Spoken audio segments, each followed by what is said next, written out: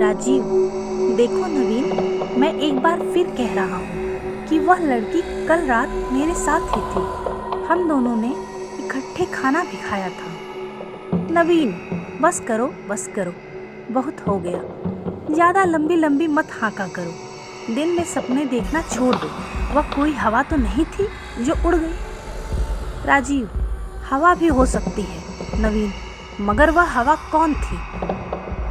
राजीव, मैं आपसे यही तो पूछ रहा हूँ कि वो कौन थी जो रात आपके जन्मदिन की पार्टी में आपके साथ नाच रही थी। उसे देखकर मुझे ऐसा लगा जैसे आकाश से कोई परी उतर आई हो, जिसकी सुंदरता को देखकर देवताओं के भी मन डोल जाए। ऐसी सुंदरता मैंने आज से पहले कभी नहीं देखी। नवीन, अब तुम उसकी सुंदरता का बखान करना बंद करो और उसका नाम बताओ। राजीव, उसका नाम चांदनी है। नवीन, मेरे दोस्त राजीव, मेरी पार्टी में चांदनी नाम की कोई लड़की नहीं आई थी और ना ही मैं इस नाम की किसी भी लड़की को जानता हूँ।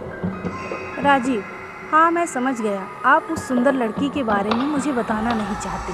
खैर छोड़िए, आप बताएं या ना बताएं, मैं उसे ढूंढ कर ही रहूँगा। नवीन, राजीव तुम बिल्कुल गलत सोच रहे हो, ऐसी कोई बात नहीं। जब मैं चांदनी नाम की ऐसी किसी लड़की को जानता ही नहीं तो तुम्हें क्या बताऊँ।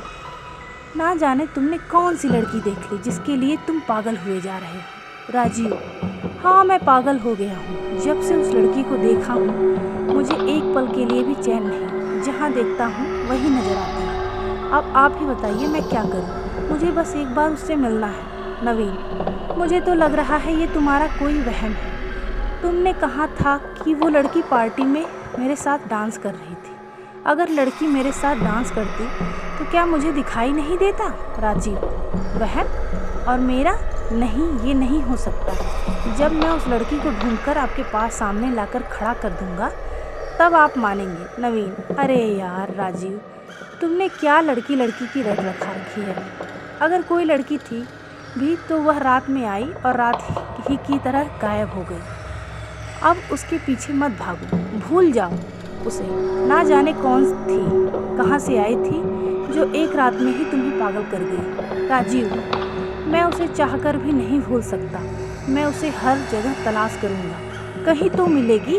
काफ़ी दिन बीत गए।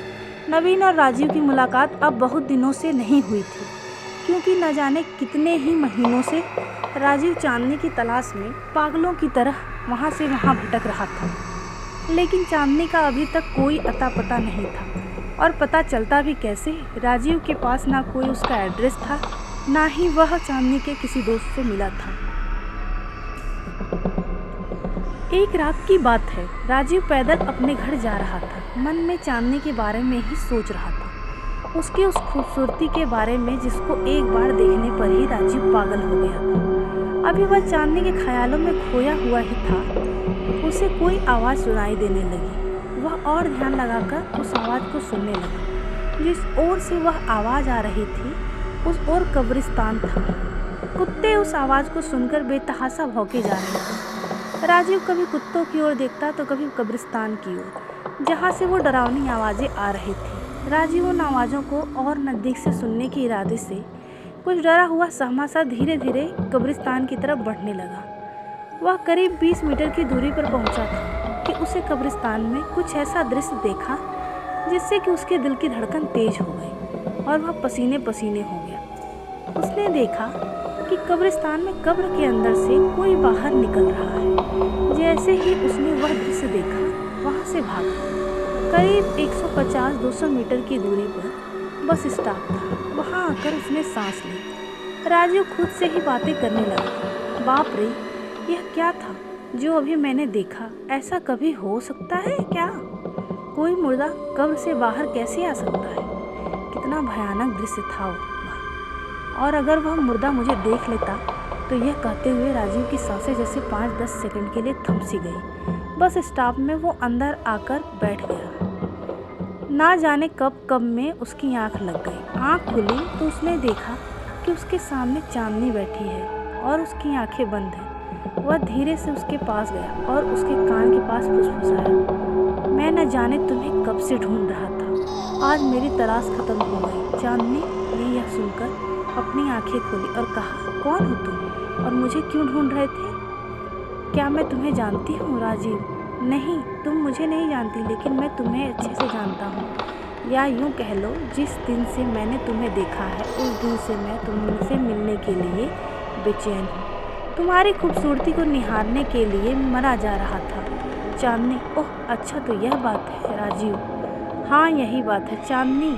तो तुम मेरे साथ हमबिस्तर होना चाहते हो। मैंने सही कहा ना राजीव? तुमने तो एक बार में ही मेरे मन की बात जान ली। तुम्हें कैसे पता कि मैं यही चाहता हूँ? चांदनी, हा हा हा, मुझे सब पता है लड़के लड़कियों से क्या चाहते हैं। राजीव, अच्छा सब पता है? लगता है आग दोनों तरफ बराबर लगी है। क्या तुम भी वही चाहती हो जो मैं चाहता हूँ? चांदनी, और कितनी लड़कियों को तुम यह बात कह चुके हो? राजीव, तुम पहली हो। आज से पहले मैंने यह बात किसी और से नहीं कही। तब चांदनी ने भारी आवाज में कहा, तुम झूठ बोल रहे हो। मुझसे पहले ना जाने कितनी लड़कियों को यह बात बोल चुके हो। जैसे ही चांदनी ने यह बात कही, उसकी आंखें लाल हो गई और चेहरा इतना डरावना कि मानो राजीव के प्राण लेने स्वयं यमराज धरती पर आ गए हों। और अपने लंबे लंबे नाखूनों से उसने एक बार में ही राजीव का सर धड़ से अलग कर दिया और वह कह रही थी, औरत को बस भोग विलास की वस्तु समझने वाले इंसानों का यही हाल होना चाहिए। आज से कोई भी इंसान किसी औरत या लड़की को सिर्फ एक वस्तु की तरह देखेगा तो मैं उसको नहीं छोड़ूंगी, मैं फिर आऊंगी। हा हा हा।